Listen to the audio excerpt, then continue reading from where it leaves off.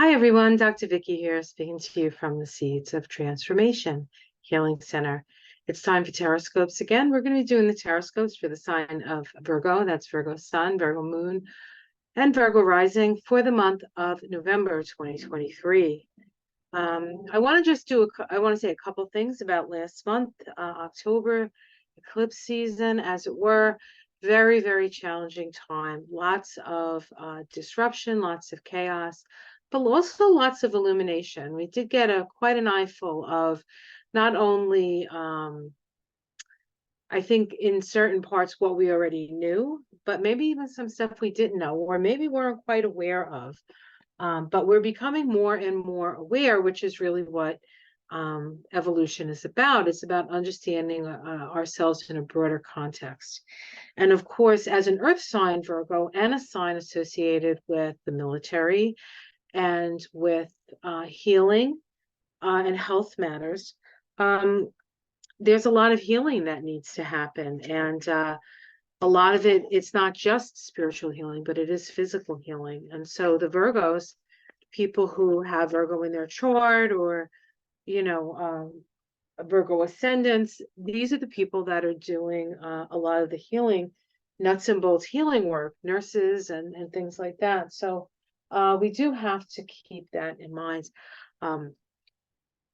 That there's a lot of work that's getting done, and a lot of it, of course, it's getting done by everybody, but Virgos usually are in this, like Virgo is about crisis, and all this crisis intervention stuff is very Virgo. Aid and things like that, practical concerns, food, water, things like that. All right. So before we get to the tarot part of the Taroscope, let's take a look at the astrology. Now, you are a Mercury ruled sign, and Mercury is not retrograde this month, so that's good news. It was retrograde for a long time in your sign, wasn't it? Virgos. All right, hold on. Let me stop talking so I can do what I need to do here. Okay. I think that's what I want. Yep, that's what I wanted. Excellent. Oh, yeah, except it's the wrong sun, Virgo. I drew the sign. Where are you, Virgo? Virgo, there you go. All right, Virgo, Virgo, Virgo. Virgo, Virgo, Virgo. So we have the sun in Scorpio as we start the month. The sun is there until the 22nd when it moves into Sag. And the sun in your chart would be in your third house. This is the natural house for Virgo. So I'm sorry, no, it's the natural house for Gemini. And Virgo, and that's of course information, and Virgos love information. So lots of information, lots of data coming in this month for you. We also have Mercury there in that third house. Mercury, that is the natural house for a natural house for Mercury. Mercury likes being in the third house. It's not there for too long. It actually moves out of Scorpio and then moves into your fourth house while in Sag on the 10th. That's the first of the planets in Scorpio to move out of Scorpio, is the mind. Then it's followed by the sun, and then the last out is Mars in Scorpio. We have the sun in the third house till the 22nd, Mercury in the third house till the 10th, and then Mars is in that house of the mind. Now, Mars in Scorpio is the action of getting down to the bottom of things, and it's very powerful in that house of the mind. Your mind becomes extraordinarily penetrating in this kind of situation, in this kind of sitch, as they say. Well, I don't know who says that, but I say it, and I think it sounds kind of funny. It's there till the 24th, and then it moves into Sag, and it'll be in your fourth house until January, actually, of 2024. So doesn't go out until January. I think like the second, third week of January. Mars usually spends, when not retrograde, we're not coming in and out of retrograde, usually spends about 6 weeks in a sign. All right, what else is going on? Saturn stations direct. Saturn stations direct. For you, this is in your house of relationships. your house of contracts, marriage contracts, business contracts. It's also the house of open enemies. So with Saturn moving forward in your house of open enemies, not that I imagine you have any, but you know, if somebody's going to go on the attack, it may be when Saturn starts to move forward. Although Saturn isn't really about attacking. Saturn is more about holding people responsible. So you might actually hold somebody in your life, a partner perhaps, responsible for an action or in a lot of cases an inaction. And, you know, see where that goes. I'm not saying that, you know, the hammer has to come down and you have to lock them up. But, you know, people have to be held responsible. And, you know, you always have to take part of that responsibility yourself, because when you are the self-cleaning oven and the person with the oil can, because the squeaky wheel gets the grease, but the Virgo brings its own oil can, it's very easy for people to not do stuff for you because you do it all anyway. And then when they do it, sometimes you're a little bit too much of a perfectionist for your own good, right, Virgo? So you can always fix it. Don't worry about it. Does that make you feel better? Makes me feel better. All right.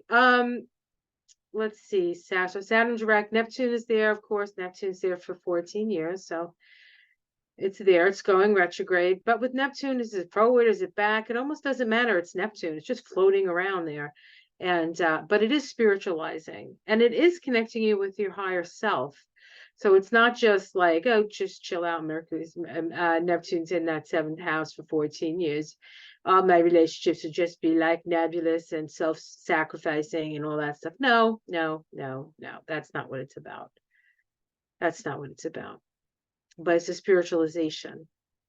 And you're one of the relationships that's symbolized by the 7th house is your relationship to your higher self, the part of you that doesn't incarnate but stays in spirit. That's your higher self, right? And so if we can open the lines of communication between our higher and lower selves, then we become conduits of the power of the soul. And it's very powerful and very healing, but we have to be willing to let go of our egos. Okay, let's see, what else?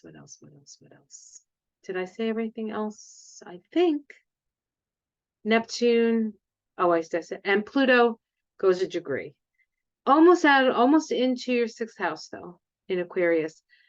Not there, it's gonna get back into that house in January, and then step back out in September, spend a couple more months in Capricorn, and then leave for another 250 years, which you're not going to have to worry about, because none of us watching this is going to be alive in 250 years when it comes around again. Although we might reincarnate, who knows? I mean, maybe that's the other side of the hill here, is that you know, nobody really dies, and you know, we just got to pull ourselves out of this matrix into a better matrix, right? Maybe that's what the deal is.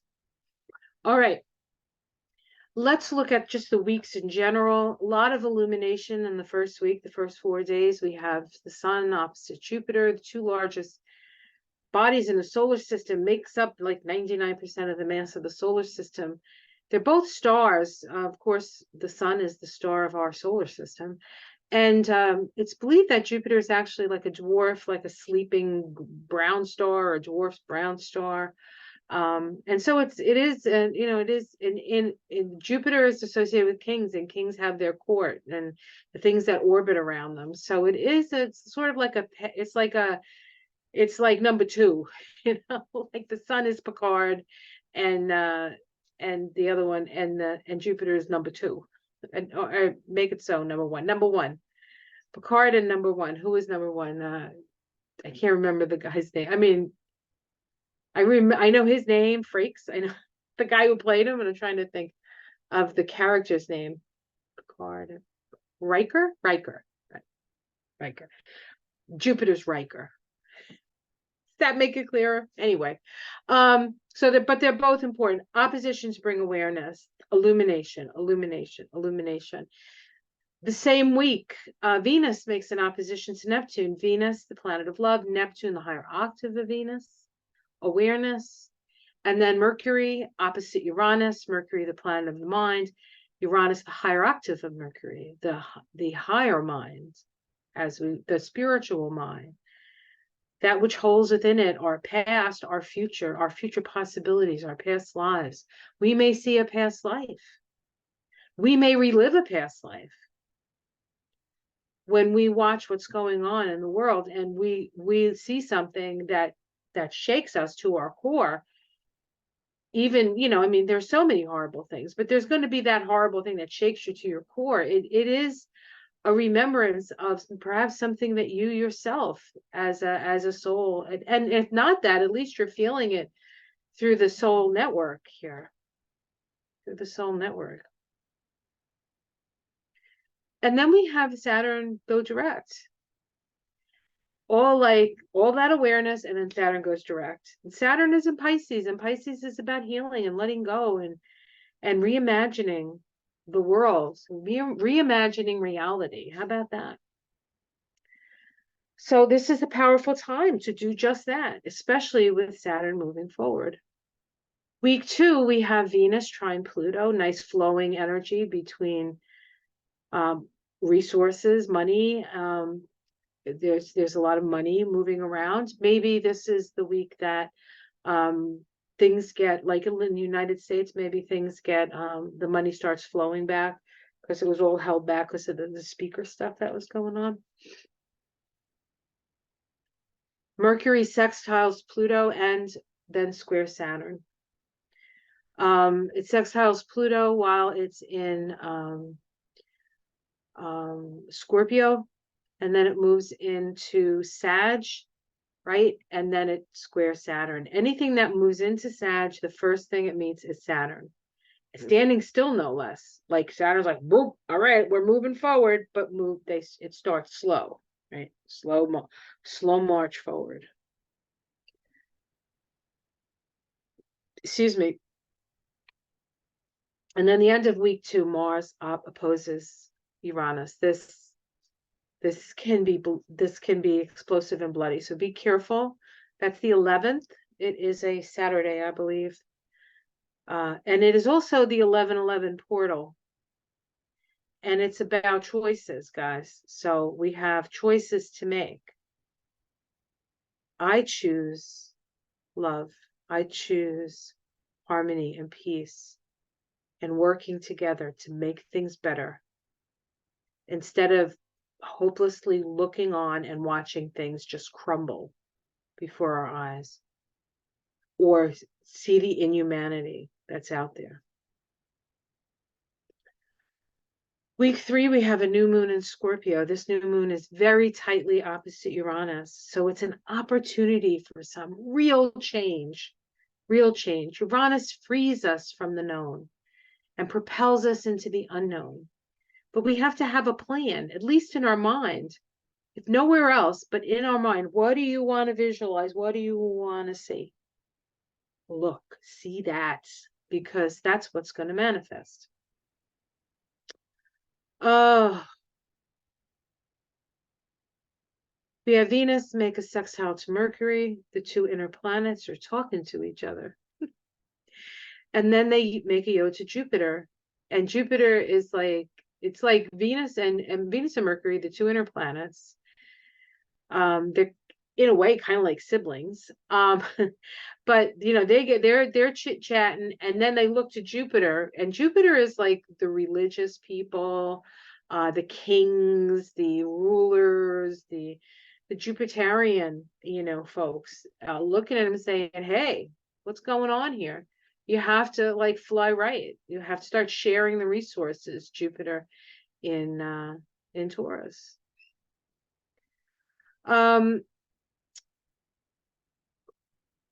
Then we have Mars trine Neptune, Mars in Scorpio. And then we have the Sun trine Neptune, Sun in Scorpio. Then we have the shift of both the Sun and Mars moving into Sagittarius. But before that happens, they make a conjunction. So every 2 years, Mars makes a conjunction. And it's making the conjunction at 26 degrees of Scorpio. That would be your third house. So a new idea, acting on a new idea, perhaps a new idea around healing, perhaps. Maybe you have, one thing Virgo is fabulous at is just getting the data together, studying what needs to be studied, and developing a system to utilize. Maybe it's herbs, maybe it's psychological counseling, maybe it's astrology, maybe whatever it is, and put it in a system that people can work with, and you can work with them, right? And help them heal and help them become more aware of their magnificence, their potential, what they can do. It's also like a rising up of workers. So, which we're seeing all over the place, which is necessary, On week 4, the sun makes a sextile to Pluto, Mars makes a sextile to Pluto. Remember, the sun and Mars are moving very close together. These sextiles are waning sextiles, an opportunity for progressive change. Seeing it, being aware of it, and taking action on it.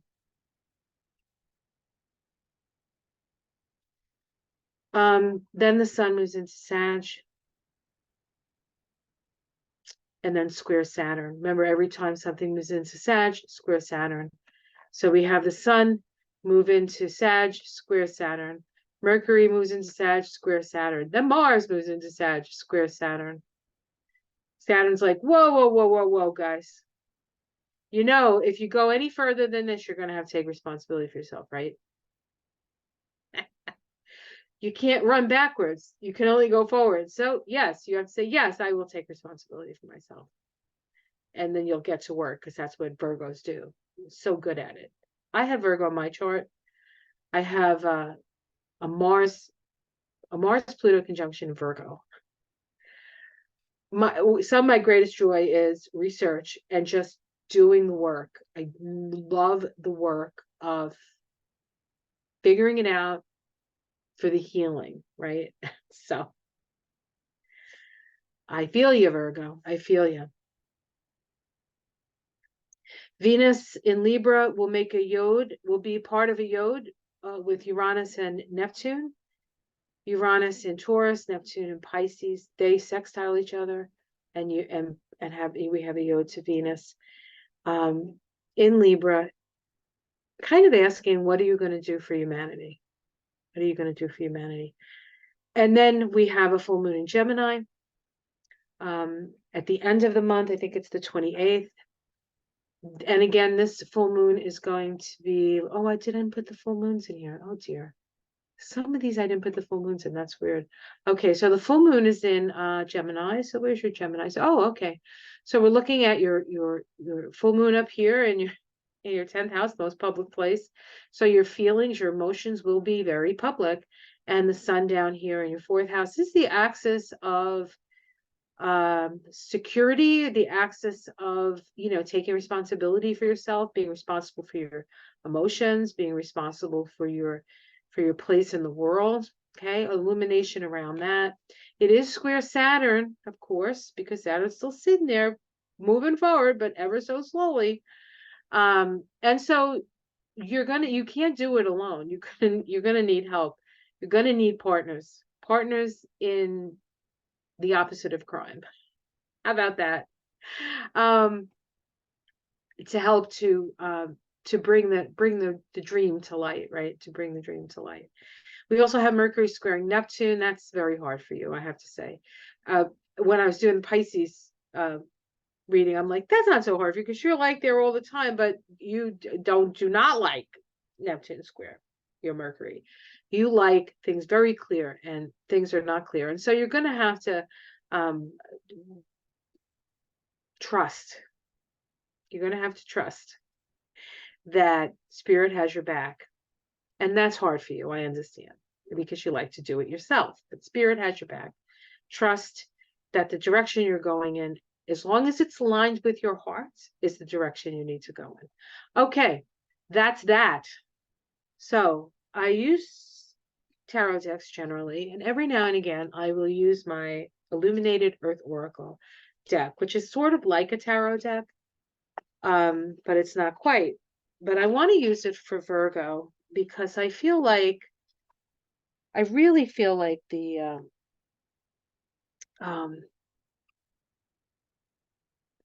excuse me.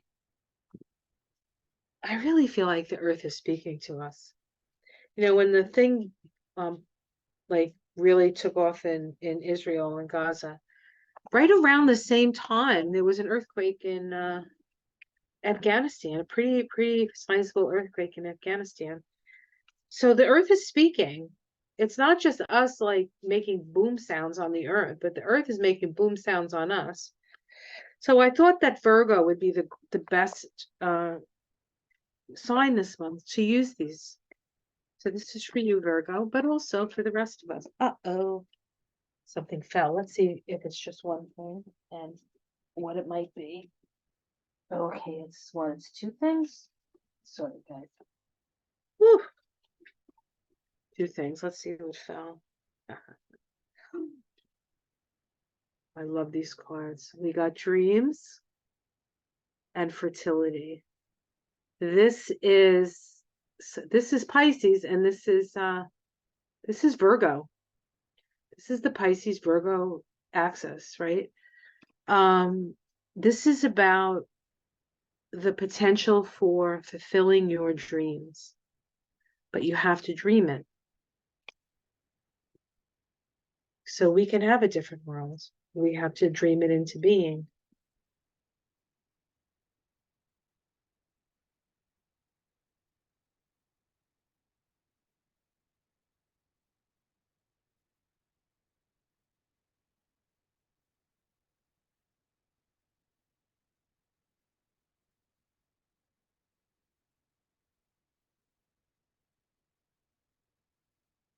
Okay, one more shuffle. Dream it into being. Dream, dream, dream, dream. Dream, dream, dream. That actually was before my time, so, but I have heard it enough. The path, the peace, this is a peace flag. This is a path to peace. The path to peace, guys. That's what's in front of us. Let's see what challenges that. Connection challenges it, but I think the challenge of getting more connected, like that's the challenge, and that's what we have to do. We have to connect our networks together. People power. Those in power don't want to listen to what we say. Those in power don't want to hear that we don't want an assault weapons ban in America. And the people in power don't want to hear that, even though the people are saying it. We need to connect with each other. We need to find our common ground. Let's see what's on the ground. Yeah, relationship. The key to it all is relationship.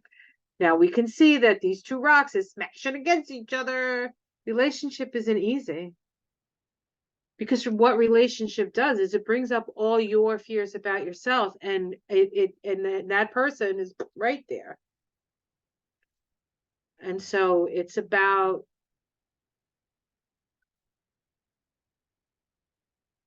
relating to things that express your highest aspirational value, right? Your highest dream, your big dream. I mean, things are terrible. Dream the biggest dream you can dream. The best scenario. Dream of the best scenario. Will you get the best scenario? Maybe, maybe not. But you're going to get something closer to than what you're experiencing now.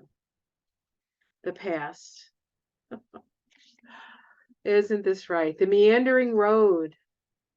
It's like we're balanced, then we go off to the side, and we're balanced again, and then we go off to the side. But the further we get down the road, the closer to center we become.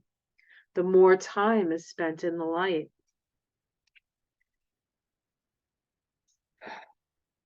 Oh, I love this deck.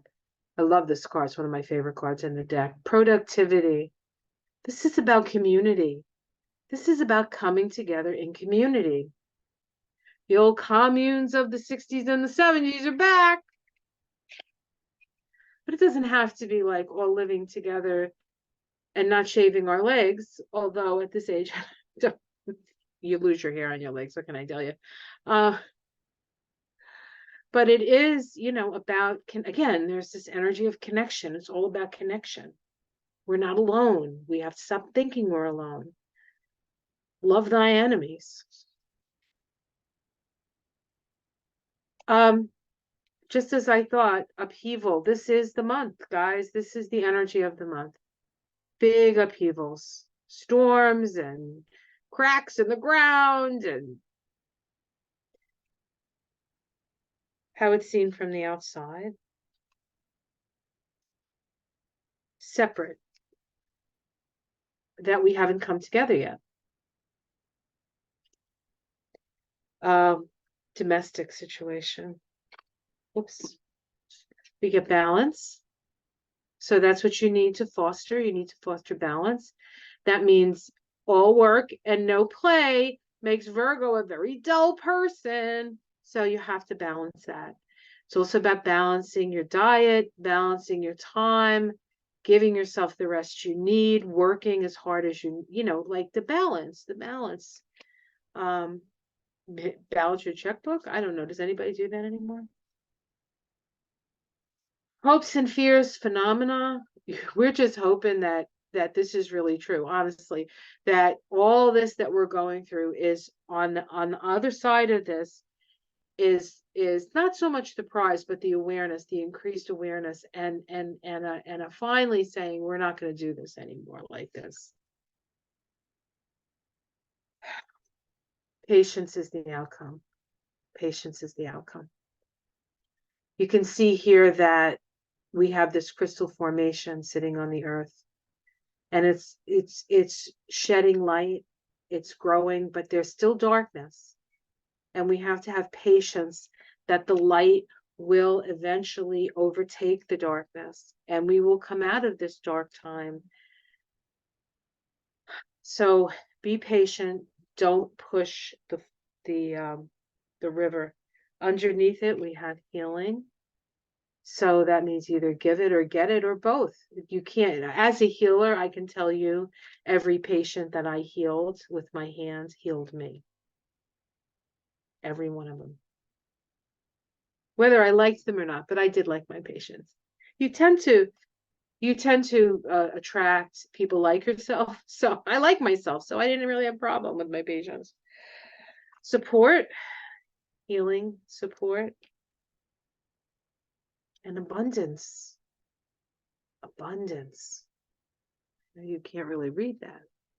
That's the only problem with these cards. They're a little hard to read the word, but it's abundance. Abundance of healing and support. What beautiful cards. What beautiful cards, Virgo.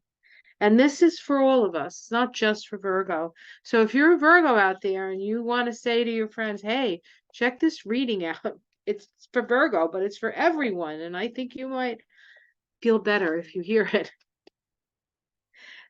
The Earth Oracle has spoken. All right. And the last thing I'm going to do is the Spirit of the Wheel Oracle deck, which has been really quite profound this month. I figure Native American wisdom is exactly what we need. Terrible about Australia, how they turned their back on the Aborigines there. It's not exactly what they did, but, they said no. And the Aborigines are just like, hey, like we've been here for 600,000 years. Like, don't you think we know something? We would just wanted to share our, share with you. And they were like, no. But that's going to change too. That's going to change. It's all part of the thing. It's all part of the, let's have it get as bad as we've ever seen it. And then it changes because it's the last gasp of the patriarchy. And, you know, the wisdom of the earth is, I mean, we look at these people who are like billionaires. Vivek Ramaswamy, come on. Elon Musk, these guys are nuts. They're nuts. They might be smart, might be schmat, but they're missing a few heart songs.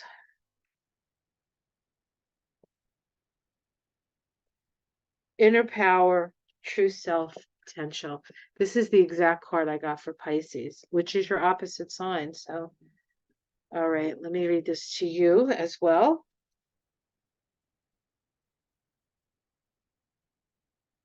Okay. I have to take my glasses off to read this. When you have any doubts about your abilities, the Stone Self card serves as a reminder that you need only look within. We are all born with a purpose and the opportunities to fulfill it. Recognize that your true power comes from discovering and using your potential to make positive contributions to the world. The Stone of Self card calls on you to share your gifts with others. We sometimes lose sight of our gifts because of life circumstances, fear, negative thoughts, or criticism from others. Yet the gifts you are born with never really leave you. Nurture your strength. Recognize and appreciate what you can do when you are aligned with your true self. This is where you are meant to be. So look beyond yourself and your fears, broaden your horizons, and seize the opportunity to help make a difference in the world. And here's your prayer, Virgo. Help me, Great Spirit, to see beyond my own needs to that of all my relations and the world. Guide me to claim my true power by developing and sharing my gifts with others in a loving manner. There you go. Sharing your gifts in a loving manner. Thanks for keeping the wheels oiled, Virgo. Thanks for being the power behind the throne, Virgo. Have yourself a great month. You'll be busy. Like and subscribe. Have a reading if you like. I have hour and a half readings. They combine astrology, Kabbalah, and the numerology. They're very unique, and people really like them. They're quite deep. Sometimes it feels like you're getting like thrown in headfirst into the deep end.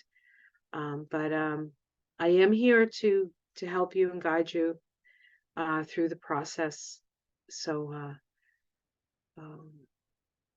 most people really get a lot out of the reading. In fact, it's how I started doing these types of readings after mine. It was so life-changing that I said, I have to do this. And so I did. And I do. And that's what I do. If you'd like to support me, a thumbs up is helpful. Share this video. That helps as well. Is there another Virgo in your life that needs to hear this?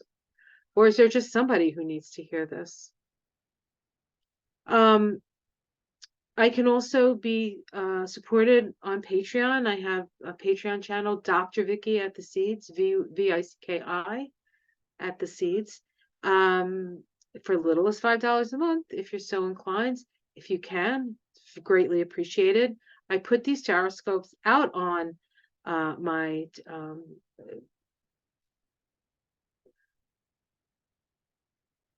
Patreon. Sorry. First, they do get some special things, and the more patrons, of course, I get, the more I can do for that.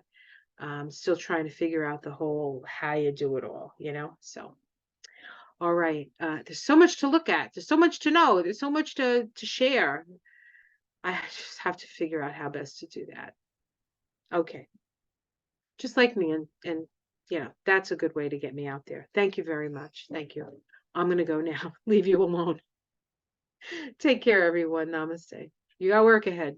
I'll leave you to your work.